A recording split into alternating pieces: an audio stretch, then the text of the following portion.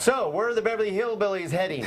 We want to know where everybody's going. Where are the millennials going? The Gen Xers, the baby boomers. Where the heck are they all going? Well, we're going to tell you. Yeah, this is really interesting. So every day on the National Real Estate Cafe, which you can get on your phone by texting NREC to the number 58885, we pick some media that we think is interesting, and we kind of break it down for you and say, why does this happen? Why do we think it's happening? And what's going to happen next? And this was actually really fun, Don. Yeah, in fact, if you go to donandgino.com and click on our YouTube channel, you can find our YouTube channel. There are thousands of videos on our YouTube channel. You can go through and pull up any kind of category you want to either learn from or share with your clients and friends and so forth, because this is great information and there's no fake news. This one would be categorized under demographics.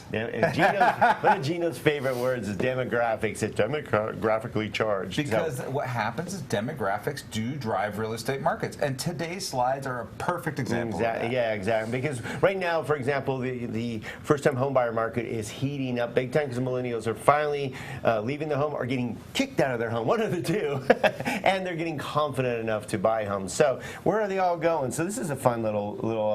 Remember that millennials are mostly in their late 30s and early 40s now. Yeah, so one just hit. They're starting to hit. The first ones are hit 40 finally, 40s, yeah. which is amazing that you think about them as kids. Yeah, I know. Well, that's because we're old. Anyways, you're a kid. You're a kid still. Okay, so where are they going? Millennials basically are going to places that they can afford. That's the bottom line. And Gino, you had a good point of how do they choose? How do they get the opportunity to go live where they can afford? Well, I think one of the things that's becoming really interesting about the world is that they can go to these places that are affordable. They could buy homes in these areas because they wouldn't be able to buy homes elsewhere. And they could start building wealth younger that they wouldn't be able to do in other areas because they can work remotely. We didn't have the ability to do that 20 years ago. You could, but it was complicated and it wasn't okay. And even we didn't, like 5 to 8 years ago, we weren't really hip on it. Like we could do it, but we still kind of like to see our employees. Just the last couple of years we got comfortable with it, and they've gotten comfortable with it. Yeah, people have also, even we've gotten better at it because we weren't very good remote employees at first either. You get distracted and things. It's a new breed. It's something that you learn to do, and once you learn to do it well, it's just as good as working in the office. Quite a few of our employees are remote, and they're fantastic, and we trust them, and it works. So millennials are moving to where they can basically afford. Interestingly enough, most of this is the center of the country. Good point. Only a little bit on the coast, but mostly in the center Providence, of the country. Rhode Island. Yeah. All right, and a lot of them, you see a lot of beautiful places that they want to live. Gen Xers.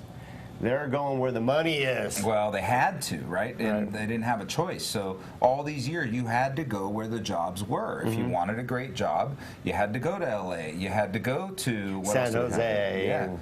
So you had to go to these areas. Now, there's still some really inexpensive areas, and if you look at those inexpensive areas, they're still just outside of areas that are expensive. So these are some of these are suburb areas of larger cities.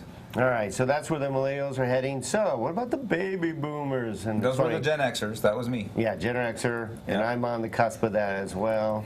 Yep. Baby boomers, I'm not quite here. Thank goodness. You're not there yet. No. It's okay. So we'll take care of you when you are. It's funny. So you'll see the price ranges change. They went back down. Well, that's downsizing. It's interesting, but it's also not. If you look at it in your peak earning years, which today, let's call that between 40 and 60, or probably your call it between 35 and 60, or probably your peak earning years. I agree. You're able to live in a much more expensive area. In your early years, you had to live in a more affordable area, and in your late years, you have to live in a much more affordable area. And we see that referenced here.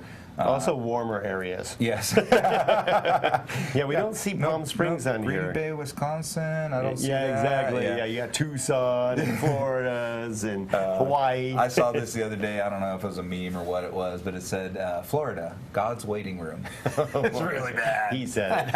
I didn't say it. I just saw it. So this is where everybody's heading. Hopefully you had fun with us today and every day. Monday through Friday, we send out a daily video about what's really happening in the real estate and financial world, breaking down the media and spins that go out there and making sure you're in the know, so you can be in the know, your clients can be in the know, and we have some fun. Yep. Always find out more at donandgino.com, and we got a big event. So that's what we do daily, but once a year we do a giant event to benefit you, to make sure that if you're in any type of sales, that you can benefit from the information that we're providing. And this year we have some amazing speakers at Momentum Builder. You can find out more at momentumbuilderevent.com, and it's in Los Angeles at the Universal Sheraton on March 5th. It's going to be absolutely amazing. All right, hope to see you there.